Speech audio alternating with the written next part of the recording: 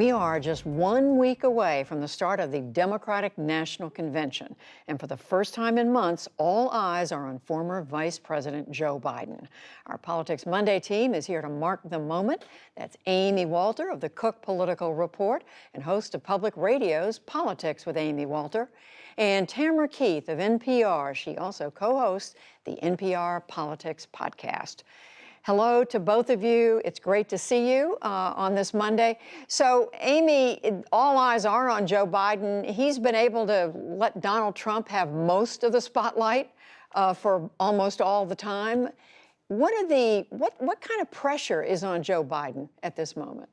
Yeah, Judy, up until this point, the race has really not been Donald Trump versus Joe Biden. It's really been Donald Trump versus not Donald Trump.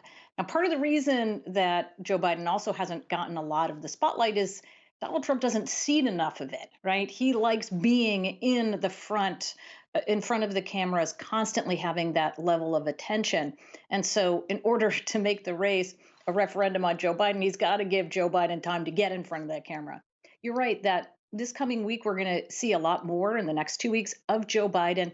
And I think the most important thing, Judy, is that he answers the questions that a lot of voters have about him. One, what are his priorities? He's been giving speeches, he's been doing stuff from Wilmington, but there's never been a real intense focus on who he is and what he stands for. And then, of course, who he picks as vice president and how that rollout goes.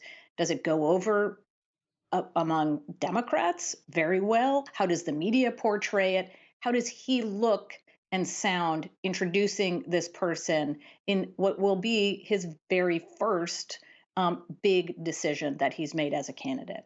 Tam, how do you see the expectations on Vice President Biden? I mean, you hear the Republicans trying to make light of him, saying he's been hiding in the basement.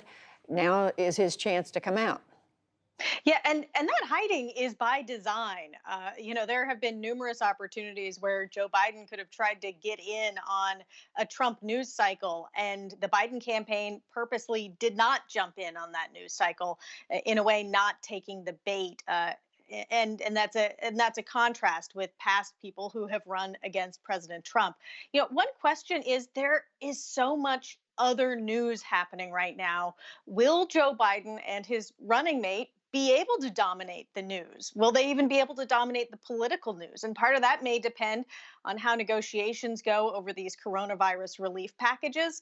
The potential exists that Biden and his running mate don't get as long a news cycle as one normally would. And what does that mean? It's not clear. Well, we know it's Oh, going to be a woman, Amy. yeah. So talk about what's riding on? How much is riding Yeah. on? I mean, I think Tim makes a really good point about they might not get the whole cycle to themselves. In some ways, to me, that would suggest that it was actually a good pick politically for Joe Biden because it's not raising the level of controversy that would keep it in the news for more than a couple of days.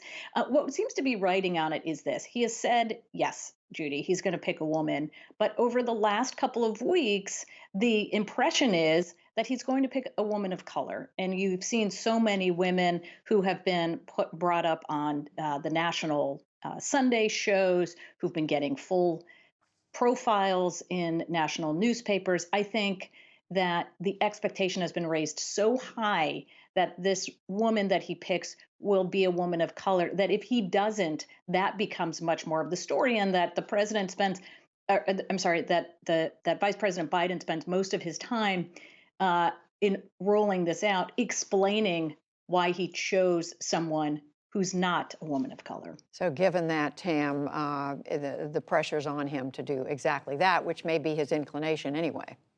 Well, and just to add to what Amy was saying, there have been numerous open letters with very big names and long lists of them urging Biden to pick an African American woman. And as Amy says, there's a decent chance that if he doesn't, that is what the conversation will be all about. One thing that I think that we don't fully know the answer to at this point is there have been two other women on the Democratic on the ticket before as vice president, and in both of those cases, they ended up getting picked apart in the press. And you know, some of it was based on real holes in their resume and real problems, and some of it wasn't. And you know, what I have to wonder is what happens when another woman is on the ticket. What happens? Do the same sort of sexist tropes rear their head again? And what we know is that the Biden campaign is fully expecting that and seems to have a plan to try to combat it. Well, we are going to know in the coming days. We are told we're going to see the announcement sometime this week, but very quickly in the time we have left, Amy, the COVID relief negotiations have gone nowhere on the Hill. The president came up with his executive orders and actions over the weekend. Where do you see the political play here? Who's benefiting and who isn't? Right. I mean, the big danger for both parties is that this completely falls apart and everybody ends up looking bad. It's interesting, Judy, if you go back in April and May, Gallup recorded the highest job approval rating for Congress in the last 20 years. It's down to 18% in July. So certainly Congress isn't going in with a whole lot of deep well here of goodwill. But look, I think Republicans are much more on the defensive, especially in the Senate, because so many of them live in states, especially blue states or purple states, where the arguments that Trump and Republicans are making in the Senate just aren't going to fly there.